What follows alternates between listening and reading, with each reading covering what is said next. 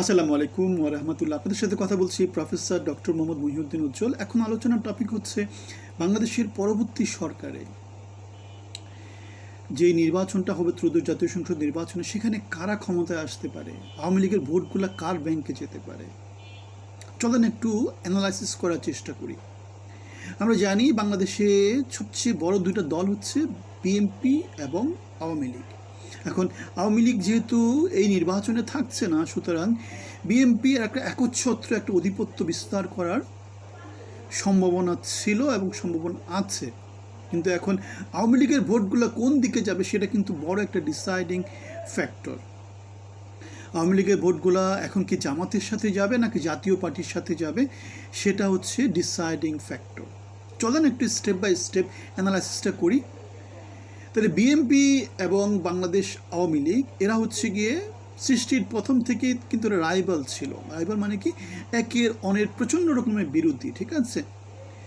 17 বছর আওয়ামী লীগ ফ্যাসিজম তৈরি করেছে এবং ফ্যাসিজম তৈরি করার ফলে 17 বছর বিএনপি ক্ষমতার বাইরে ছিল। আমরা দেখেছিলাম বিএনপি আওয়ামী লীগের মধ্যে কোনো রকম আলোচনাই ছিল না। আওয়ামী লীগের একজন সম্পাদক ছিল আব্দুর রাজ্জাক, কৃষি মন্ত্রী ছিল সম্ভবত, সে বলেছিল এক রাতের মধ্যে বিএনপির সব নেতাকর্মীদেরকে মুক্ত করে দেওয়ার কথা ছিল, কিন্তু বিএনপি সেটাতে রাজি হয়নি। তারা তত্ত্বাবধায়ক সরকার চেয়েছে, তারা নির্বাচন চেয়েছে, কোনো সমঝোতায় তারা যায়নি। আর খালেদা জিয়া তো আপসহীন সংগ্রামী নেত্রী হিসেবে পুরো বাংলাদেশে সবার কাছে গ্রহণযোগ্য একজন নেত্রী ছিলেন। এখন 5ই আগস্টের পরে কি হয়েছে? 5ই আগস্টের পরে আমরা দেখেছি আওয়ামী লীগের যে আতুরগড় যেটাকে বলা হয় 32 নম্বর বাড়ি, সেটা ভাঙা হয়েছে এবং সেই ভাঙার পেছনে বিএনপি বড় একটা ভূমিকা রেখেছে। আওয়ামী লীগের নেতাকর্মীদেরকে যারা কেস দিয়েছে, জেল দিয়েছে, তারা বিএনপির নেতাকর্মীরা, 90% মামলায় দিয়েছে বিএনপির নেতাকর্মীরা। অথবা আমরা দেখেছি যে আওয়ামী লীগের অত্যাচারের ফলে খালেদা জিয়া চিকিৎসা পায়নি, কোকো মারা গিয়েছে, তারা জনাব তারেক রহমান 17 বছর দেশের বাইরে ছিল। সুতরাং দেখা যাচ্ছে দুইটা দল একটা অন্য দলের মুখই দেখতো না কোনো না কোনো সময়। কোকোর মৃত্যুর পরে শেখ হাসিনা গুলশানে গিয়েছিল খালেদা জিয়ার সাথে দেখা করার জন্য, সমবেদনা জানার জন্য, কিন্তু আমরা দেখেছি দুজনের মুখ পর্যন্ত দেখেনি। তাহলে দুজনের মধ্যে কমন গ্রাউন্ড কী আছে? কমন গ্রাউন্ড হচ্ছে ক্ষমতা। এখন ক্ষমতাটা আওয়ামী লীগ যেহেতু 17 বছর ছিল, বিএনপি 17 বছর থাকতে চাইবে। কারণ এর আগে আমরা দেখেছি 90-তে 5 বছর ছিল, তারপরে 5 বছর আওয়ামী লীগ, 5 বছর বিএনপি, 2000-এ 5 বছর আওয়ামী লীগ, 5 বছর বিএনপি। এরপরে কিন্তু আওয়ামী লীগ 17 বছর টানা ফ্যাসিজমের মধ্য দিয়ে ক্ষমতায় ছিল। সুতরাং দুজনের মধ্যে সমতা আনতে হলে কি লাগবে? বিএনপিকে 17 বছর ক্ষমতায় থাকতে হবে। 17 বছর আওয়ামী লীগ কোনো রকমের কথা বলতে পারবে না। আওয়ামী লীগ কি এরকম কোনো শর্তে রাজি হতে পারে? আমার কাছে যেটা মনে হয়, আওয়ামী লীগ কখনোই এই শর্তে রাজি হবে না। তাহলে বাংলাদেশের বর্তমান ইউনূস সরকার যে সংস্কারের কথা বলছে, হাঁ ভোট এবং না ভোট, সংস্কারের পক্ষে থাকলে হাঁ, সংস্কারের বিপক্ষে থাকলে না। আওয়ামী লীগ সংস্কারের বিপক্ষে থাকবে, না ভোটকে দিতে পারে। বিএনপি না ভোটকে প্রমোট করছে, কারণ হাঁ ভোট আসলে বাংলাদেশে যেই অরাজকতা ছিল, যে পরিবারতান্ত্রিক শাসন ছিল, যেই ফ্যাসিজম কেন্দ্রিক শাসন ছিল, স্বৈরাচার ছিল, সেই জিনিসটা আর আসতে পারবে না। বাংলাদেশে আস্তে আস্তে পরিবর্তন আসবে, বাংলাদেশটা জনগণের হয়ে উঠবে। সুতরাং আমাদের যে গণভোট হবে, সেই গণভোটে এখন হাঁ ভোট না ভোট, আমরা দেখতে পাচ্ছি বিএনপি এবং আওয়ামী লীগ দুজনে কিন্তু না ভোটের পক্ষে প্রচারণা চালাচ্ছে।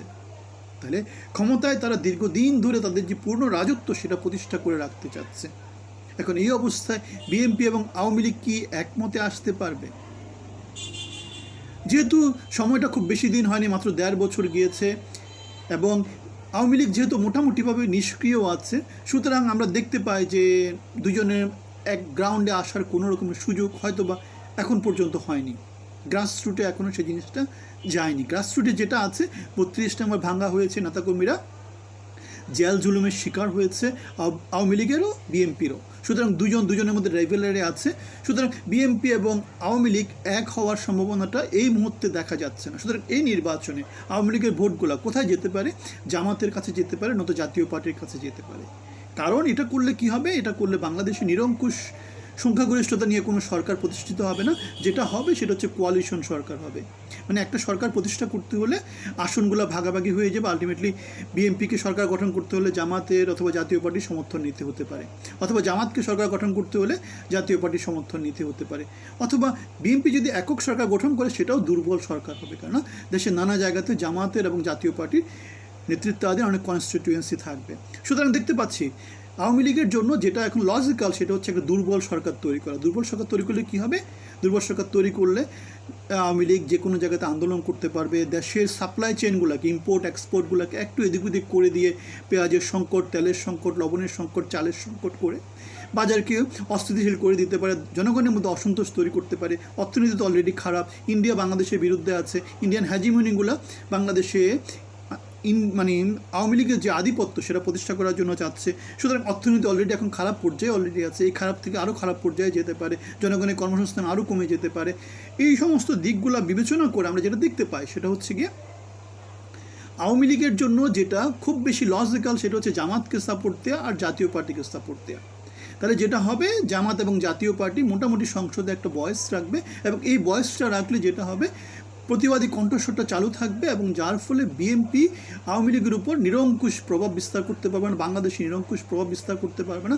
যে কোনো সময় সরকার অস্থিতিশীল হয়ে যেতে পারে এবং সরকার ভেঙে যেতে পারে, আলটিমেটলি নতুন একটা সরকার ক্ষমতা নিতে পারে, এবং আওয়ামী লীগের একটা চান্স আছে যে 5 বছর, 10 বছর, 15 বছর অপেক্ষা না করে তারা খুব দ্রুত বাংলাদেশের রাজনীতিতে ব্যাক করার একটা সুযোগ পেতে পারে।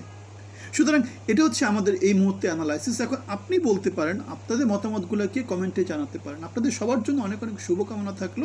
আমাদের চ্যানেলটা সাবস্ক্রাইব করতে পারেন। আপনাদের জন্য আমরা এরকমের নানা রকমের অ্যানালাইসিস নিয়ে ভিডিও করে থাকি। আমাদের ইউটিউব চ্যানেল, ফেসবুক পেজ, নানা জায়গাতে এগুলো আপনারা দেখতে পাবেন। আপনাদের সবার জন্য শুভকামনা, ভালো থাকবেন। আসসালামু আলাইকুম।